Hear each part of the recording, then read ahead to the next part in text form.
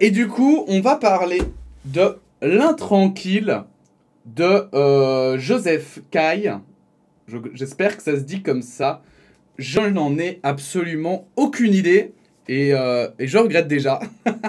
Donc L'Intranquille, qui est une BD qui raconte l'histoire d'un jeune, finalement, un jeune Libanais, hein, si je me trompe pas. Kaboul, c'est bien au Liban.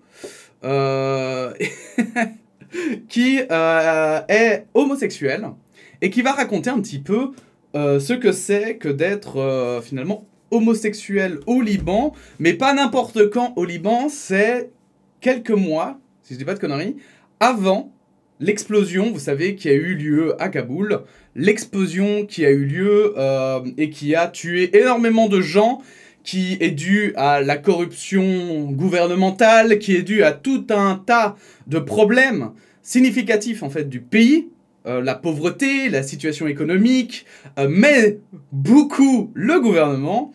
Et donc, il va raconter un petit peu comment ça se passait avant ça, en tant qu'homosexuel, et qui va essayer, en fait, justement, de pouvoir s'épanouir dans un monde qui est très machiste, en fait, et qui, finalement, ne respecte pas vraiment les différences, hein. Notamment, on peut constater que la police peut vous arrêter juste car vous proclamez que vous êtes homosexuel. Bref, la joie, hein. Le monde rêvé, bien sûr. Donc, L'Intranquille, hein. Donc c'est aussi, je crois, une autobiographie.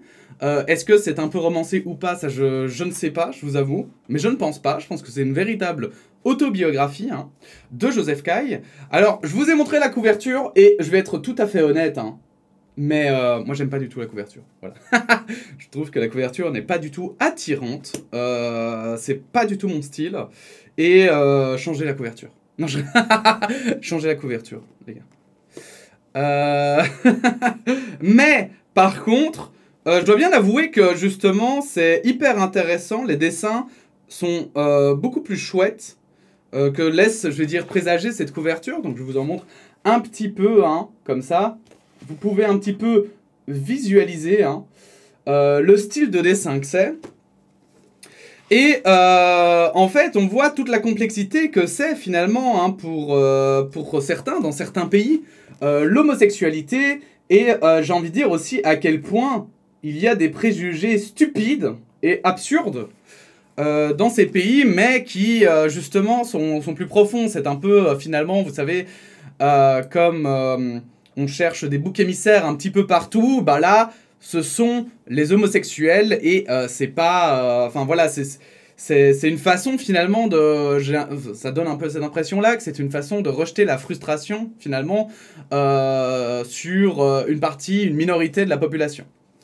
Et du coup, ça parle aussi évidemment de l'homosexualité refoulée, ça parle, voilà, ça parle aussi de comment finalement, parce que en fait c'est ça qui est toute la complexité, si je comprends bien, au Liban, hein, avant en tout cas la crise que l'on connaît désormais, hein, donc cette explosion, c'était pas, pardon j'ai dit un bateau, mais en vrai c'était des hangars, enfin bon bref, cette grosse explosion qui a eu lieu à Kaboul. Eh bien, on voit à quel point, en fait, un pays qui, justement, il y a le côté « Ah ben, on est ouvert, nous, on n'a pas de problème avec les différentes sexualités c'est ce qu'ils disent officiellement, mais en fait, officieusement, c'est la foire à la saucisse. Ah, pardon, je dis Kaboul depuis le début, c'est Beyrouth, évidemment. Toutes mes excuses. Je vérifie du coup vite fait, mais oui, il me semble que c'est bien... Beyrouth, hein, pardon, excusez-moi, j'ai inversé Kaboul et Beyrouth. Beyrouth. Premier mot, Beyrouth. GG. GG Thibaut. Bon, bref, excusez-moi, hein, je connais très bien ma géographie, comme vous pouvez le constater. Mais donc voilà, c'est une BD qui a été donc écrite par cet auteur, qui a été finalement magnifiquement, je trouve, bien écrite.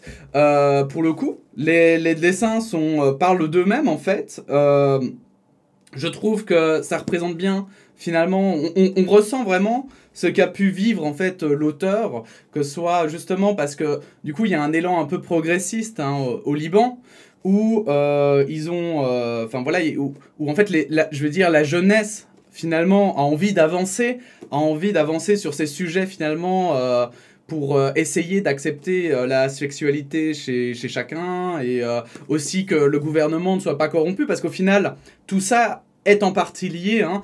Les conservateurs au pouvoir, hein, enfin, limitent la sexualité, permettent à la police d'arrêter des gens juste vis-à-vis de leur sexualité, et puis au final, bah, ils sont tous corrompus.